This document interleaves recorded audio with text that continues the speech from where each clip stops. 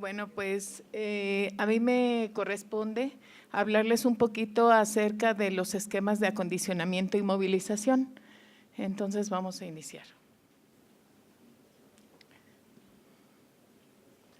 Bueno, por tema de tiempo son dos temas muy amplios. Voy a tratar de hablar un poco de las generalidades, de los, como habíamos mencionado, de los esquemas de acondicionamiento y de los esquemas de movilización. Ya la doctora Inés había comentado que el trasplante pues es una opción de tratamiento que es muy útil, en ocasiones única para enfermedades tanto hematológicas como no hematológicas y que consiste en la infusión de esas células precursores hematopoyéticos a un receptor que ha sido previamente acondicionado. Y también había mencionado que el objetivo pues es sustituir la hematopoiesis de un paciente que está parcial o totalmente defectuosa, que puede estar insuficiente o en una neoplasia, y también en el caso, por ejemplo, de los tumores sólidos nos va a permitir un tratamiento antineoplásico a dosis muy elevadas que si no se infunden las células vamos a tener una mielosupresión prolongada o definitiva.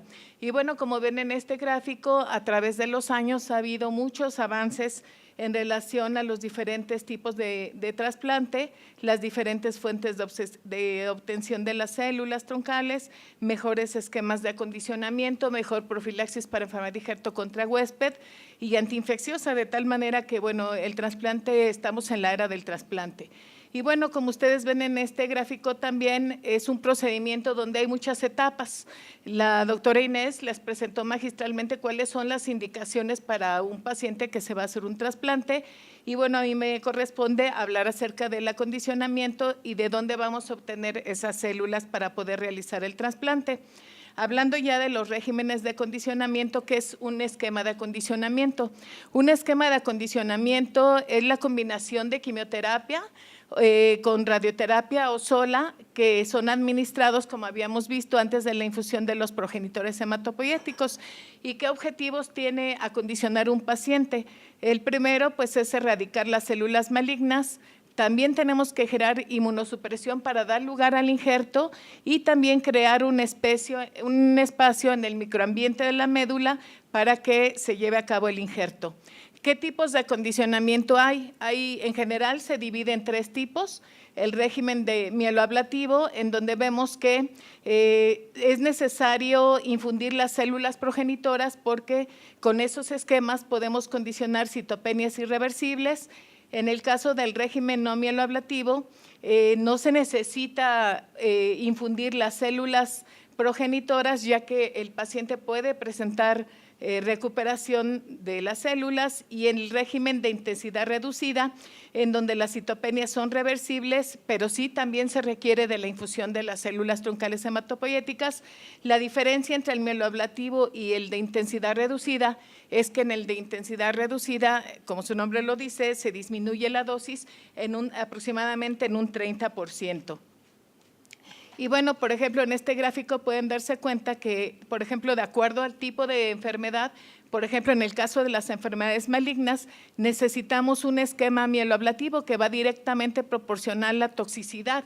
Y también, si por ejemplo es una enfermedad maligna muy agresiva, nosotros con este esquema de acondicionamiento queremos lograr un efecto de injerto contra leucemia, por ejemplo. Y en relación a los esquemas de intensidad reducida, aquí podemos ver, por ejemplo, que en el 2006 hubo una reunión internacional de 56 expertos que representaron 44 instituciones en 9 países y revisaron los criterios de Chaplin para ver cuáles son los criterios para decir que es un esquema de intensidad reducida. Aquí vemos, por ejemplo, que habitualmente la mielosupresión, como les mencionaba, va a ser reversible en los primeros 28 días. Al inicio puede haber un quimerismo mixto y también puede haber asociación de toxicidad no hematológica, pero que es disminuida. Y, por ejemplo, en esta gráfica también podemos ver cómo anteriormente y a través de los años, habitualmente los esquemas que se utilizaban eran mieloablativos. Sin embargo, con el paso del tiempo, tanto en mayores como menores de 50 años, se empezaron también a utilizar los no mieloablativos y los de intensidad reducida. Aquí vemos cómo en las personas de más de 50 años también se ha utilizado. Y también el esquema que vamos a elegir también va a ser de acuerdo a la enfermedad. Aquí en este gráfico podemos ver, por ejemplo, cómo a través de los años también, en el caso, por ejemplo, de los linfomas y de las leucemias linfocíticas crónicas, se empezaron a utilizar más esquemas de intensidad reducida, pero no, por ejemplo, en la leucemia aguda linfoblástica y en la mieloblástica, en donde nosotros necesitamos un esquema mieloablativo. ¿Y cómo vamos a seleccionar entonces? Ya sabemos las indicaciones de un trasplante, ya sabemos dónde es la fuente de obtención de las células progenitoras y entonces, ¿cómo vamos a elegir un esquema de acondicionamiento? Pues tenemos que ver primero el tipo de enfermedad que que tiene el paciente, cuál es el estado de la enfermedad, cuál es el estado del paciente, qué tratamientos ha recibido. Por ejemplo, en este caso, si un paciente se acaba de radiar, no podemos utilizar en el último año, si se radió, no podemos utilizar como esquema incluir la radioterapia. Por ejemplo, ¿qué factores tiene para que incremente el fallo de injerto? Por ejemplo, la sobrecarga de hierro nos puede inducir hasta una falla de injerto del 30% más si tiene esta sobrecarga y es muy importante el efecto centro de donde se haga el trasplante. En relación al estado de la enfermedad, aquí vemos que a medida que la enfermedad es más agresiva, como en el caso de las malignidades, nosotros vamos a requerir un esquema mieloablativo. Y también es muy importante la histocompatibilidad en el caso de los trasplantes alogénicos, en donde vemos que, por ejemplo, cuando son de donador no relacionado o parcialmente compatibles, aunque también se pueden utilizar esquemas no mieloablativos, también muchas veces requerimos esquemas mieloablativos. En el caso, por ejemplo, les voy a mencionar 3 tipos de enfermedades en donde es diferente y tenemos que ser muy cuidadosos en el momento de elegir el esquema de acondicionamiento. Por ejemplo, en el caso de las inmunodeficiencias, es a veces la única opción terapéutica y vamos a ver que aquí tienen que ser de intensidad reducida. Aquí vemos cómo el busulfán se va a utilizar como dosis total 8 miligramos en lugar de 16 miligramos por kilo, además de ciclofosfamida a 50 miligramos por kilo durante 4 días. Y ya sabemos que generalmente estos pacientes habitualmente cuando ingresan al trasplante sus condiciones clínicas son graves, puede haber infecciones y pues esto nos incrementa el riesgo de morbimortalidad. Otra patología donde tenemos que ser muy cuidadosos, por ejemplo, es en la anemia de Fanconi, en donde también se utiliza la ciclofosfamida a dosis muy bajas, de 50 a 10 miligramos por kilo durante 4 días y también acompañada de radioterapia también a dosis bajas, o bien se puede utilizar la ciclofosfamida con la globulina antilinfocito para evitar el rechazo en injerto. Sin embargo, por ejemplo, cuando utilizamos la radioterapia tenemos que ser cuidadosos porque puede haber neoplasias secundarias. Y también, por ejemplo, en el caso de la anemia plástica, como saben, aquí pues la fisiopatología es por la activación de los linfocitos T.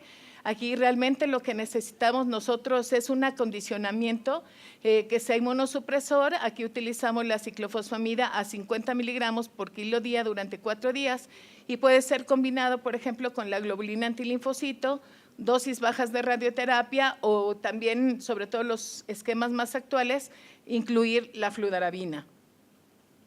En relación también al estado de la enfermedad, que ya más o menos había mencionado, como les decían, en enfermedades que son refractarias, por ejemplo, las leucemias, necesitamos esquemas mieloablativos. En los pacientes que tienen alta tasa de mortalidad relacionada al trasplante, necesitamos utilizar esquemas de intensidad reducida. Y es importante también a veces puntualizar con algunos pacientes, por ejemplo, si tienen infiltración a santuarios, como por ejemplo sistema nervioso central, en donde el BIGNU y el tiotepa atraviesan la barrera hematoencefálica. Entonces, podemos incluir en ese esquema de acondicionamiento. En relación al estado general del paciente, que es el siguiente punto, Nosotros tenemos esquemas de evaluación donde nos permite desde el momento en que elegimos al paciente qué tipo de trasplante, tenemos que hacer evaluación. Vemos que aquí hay diferentes escalas de evaluación, por ejemplo, la del grupo europeo, en donde se analizan 5 variables como la edad, el estado de la enfermedad, el tiempo del diagnóstico al momento que se realiza el trasplante, qué tipo de donante y el género del donante receptor, de tal manera que nosotros en base a estos parámetros vamos a dar un puntaje y cuando nosotros tenemos 0 puntos, pues la probabilidad de muerte relacionada al trasplante es del 15%. Sin embargo, si tenemos 3 puntos, se duplica al 30% y si tenemos más de 7 puntos, casi el 50% del paciente pueden fallecer. Esta escala se realizó inicialmente para pacientes con leucemia aguda mieloblástica, sin embargo, después se pudo utilizar en otras enfermedades. Otro esquema para evaluar es el del HCT-CI, en donde este es un trabajo que se realizó en pediatría, donde se incluyeron 252 pacientes a los que sometieron a un trasplante halogénico y aquí se trató de ver si esta escala era aplicable en la edad pediátrica. Aquí vemos que la edad media de los pacientes tenía 6 años, se siguió hasta 346 días y también se le dio un puntaje. Aquí vemos que cuando tenían solo un punto, la muerte relacionada a que no era la recaída del 10%, de 2 puntos del 14% y 3 puntos o más hasta de un 30%. Entonces, podemos utilizar diferentes escalas para evaluar al paciente. ¿Y cuáles son los esquemas de acondicionamiento en base a todo lo anterior más usados? Bueno, pues se dice que los esquemas generalmente tienen un análogo de los nucleósidos, un alquilante, y como vimos puede utilizarse radioterapia o no utilizarse. Estos son los esquemas más utilizados como el busulfán, el melphalan, la ciclofosfamida, tiotepa, carmustina, citarabina, la fludarabina, clorfarabina y el etopósido. Y aquí vemos que también hay una dosis límite para utilizarlos. Aquí, por ejemplo, el busulfán, que es de lo que más utilizamos, si se dan cuenta, la dosis máxima es de 20 miligramos por kilo.